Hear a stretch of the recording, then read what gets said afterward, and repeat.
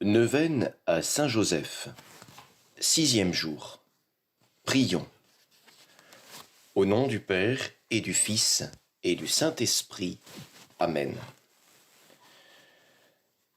Joseph, en compagnie de Jésus et Marie, tu as connu la faim, l'insécurité, la maladie. Ton cœur s'est tourné vers Dieu pour lui présenter tes besoins et ceux de ta famille. Dans la foi, tu as reconnu la réponse du Père dans le déroulement des événements.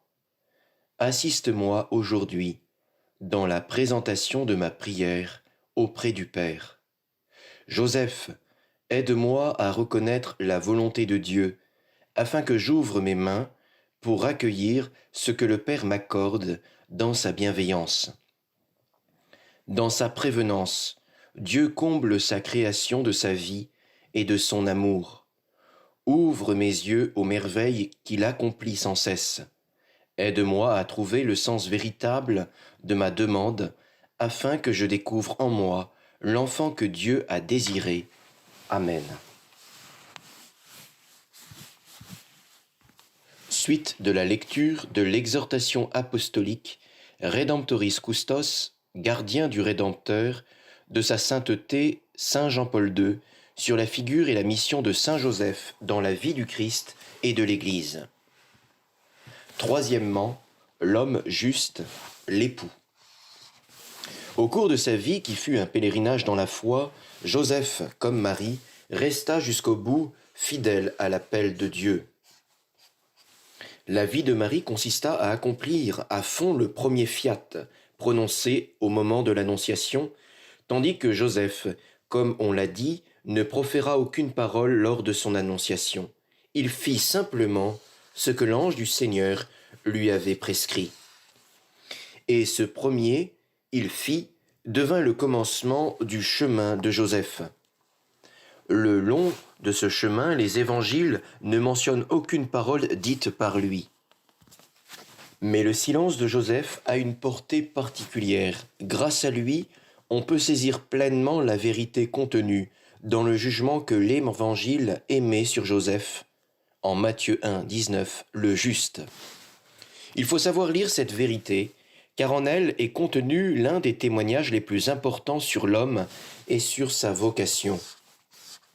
Au cours des générations, l'Église lit ce témoignage d'une manière toujours plus attentive et plus consciente, comme si elle tirait du trésor de cette figure insigne du neuf et du vieux.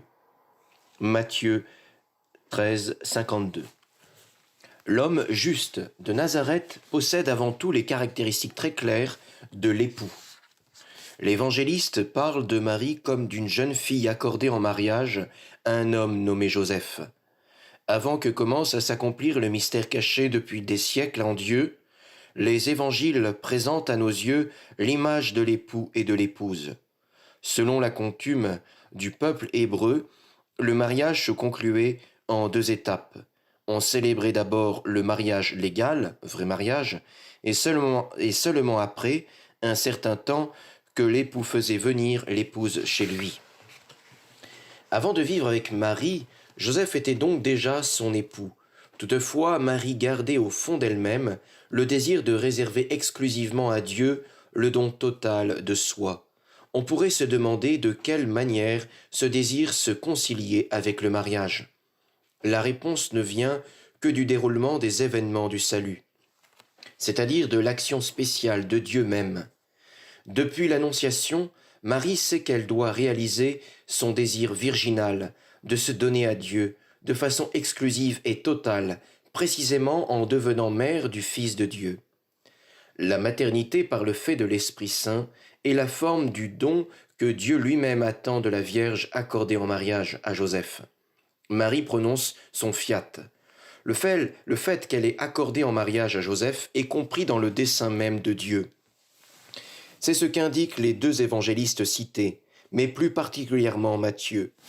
Les paroles adressées à Joseph sont très significatives. Ainsi il est dit en Matthieu 1,20 « Ne crains pas de prendre chez toi Marie ton épouse, ce qui a été engendré en elle vient de l'Esprit Saint. » Elles expliquent le mystère de l'épouse de Joseph. Marie est vierge dans sa maternité. En elle, le Fils du Très-Haut prend un corps humain et devient le Fils de l'homme. En s'adressant à Joseph par les paroles de l'ange, Dieu s'adresse à lui comme à l'époux de la Vierge de Nazareth. Ce qui s'est accompli en elle par le fait de l'Esprit Saint exprime en même temps une particulière confirmation du lien sponsal qui préexistait déjà entre Joseph et Marie. Le messager dit clairement à Joseph « Ne crains pas de prendre chez toi Marie, ton épouse ». Ainsi, ce qui était advenu auparavant, son mariage avec Marie, s'était fait par la volonté de Dieu et devait donc être conservé. Dans sa maternité divine, Marie doit continuer à vivre comme une vierge épouse d'un mari. Dans les paroles de l'Annonciation nocturne, non seulement Joseph entend la vérité divine sur la vocation ineffable de son épouse, mais il y réentend aussi la vérité sur sa propre vocation. Cet homme juste qui, dans l'esprit des plus nobles traditions du peuple élu, aimait la Vierge de Nazareth et s'était lié à elle d'un amour sponsal et à nouveau appelé par Dieu à cet amour. Joseph fit ce que l'ange du Seigneur lui avait prescrit. Il prit chez lui son épouse.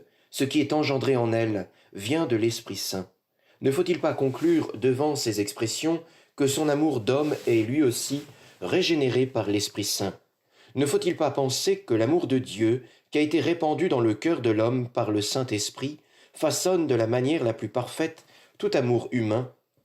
Il façonne aussi, et d'une façon tout à fait singulière, l'amour sponsal des époux, et il approfondit en lui tout ce qui est humainement digne et beau, ce qui apporte les signes de l'abandon exclusif de soi, de l'alliance des personnes et de la communion authentique du mystère trinitaire.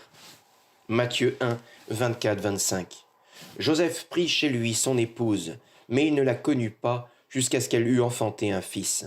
Ces paroles indiquent une autre proximité sponsale, la profondeur de cette intimité, l'intensité spirituelle de l'union et du contact entre personnes, de l'homme et de la femme, proviennent en définitive de l'esprit qui vivifie. Joseph, obéissant à l'esprit, retrouva précisément en lui la source de l'amour, de son amour sponsal d'homme, et cet amour fut plus grand que ce que l'homme juste pouvait attendre selon la mesure de son cœur humain. Dans la liturgie, Marie est célébrée comme unie à Joseph, homme juste, par les liens d'un amour sponsal et virginal. Il s'agit en effet de deux amours qui représentent ensemble le mystère de l'Église, vierge et épouse, dont le mariage de Marie et de Joseph est le symbole. La virginité et le célibat pour le royaume de Dieu ne diminuent en rien la dignité du mariage. Au contraire, il la présuppose et la confirme. Le mariage et la virginité sont les deux manières d'exprimer et de vivre l'unique mystère de l'alliance de Dieu avec son peuple, qui est la communion d'amour entre Dieu et les hommes. Par le sacrifice total de soi, Joseph exprime son amour généreux pour la Mère de Dieu, lui faisant le don sponsal de lui-même. Bien que décidé à se retirer pour ne pas faire obstacle au plan de Dieu qui était en train de se réaliser en elle, sur l'ordre express de l'ange, il la garde chez lui et respecte son appartenance exclusive à Dieu.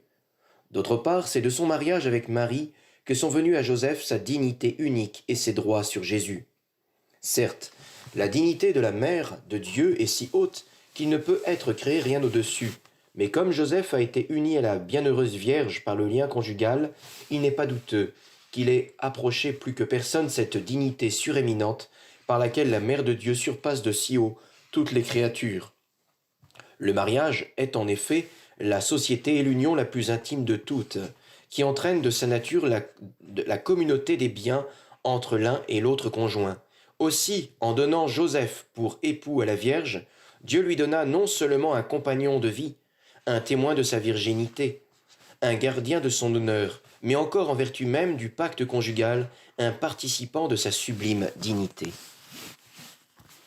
Ce lien de charité a constitué la vie de la Sainte Famille, d'abord dans la pauvreté de Bethléem, puis dans l'exil en Égypte, et enfin dans l'existence de Nazareth. L'Église entoure cette famille d'une profonde vénération, la proposant comme modèle à toutes les familles.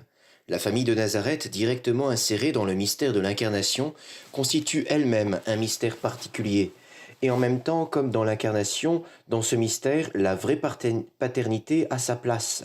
La forme humaine de la famille du Fils de Dieu, véritable famille humaine, constituée par le mystère divin.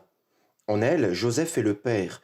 Sa paternité ne découle pas de la génération, et pourtant elle n'est pas apparente, ou seulement substitutive. Mais elle possède pleinement l'authenticité de la paternité humaine, du rôle du père dans la famille. Il y a là une conséquence de l'union hypostatique, l'humanité assumée dans l'unité de la personne divine du Verbe Fils, Jésus-Christ.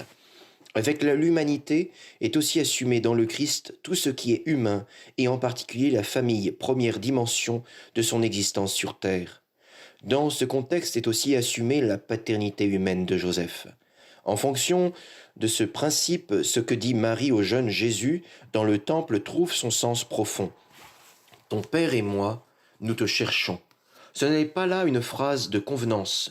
Ce qui dit la mère de Jésus montre toute la réalité de l'incarnation, qui appartient au mystère de la famille de Nazareth.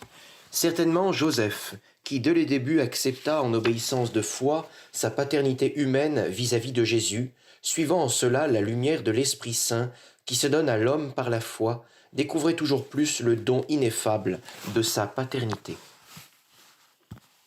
Prions. Je vous salue, Joseph, vous que la grâce divine a comblé, le Sauveur a reposé entre vos bras et grandi sous vos yeux. Vous êtes béni entre tous les hommes, et Jésus, l'enfant divin de votre virginale épouse, est béni. Saint Joseph, donné pour Père au Fils de Dieu, priez pour nous dans nos soucis de famille, de santé et de travail, jusqu'à nos derniers jours, et daignez nous secourir à l'heure de notre mort. Amen.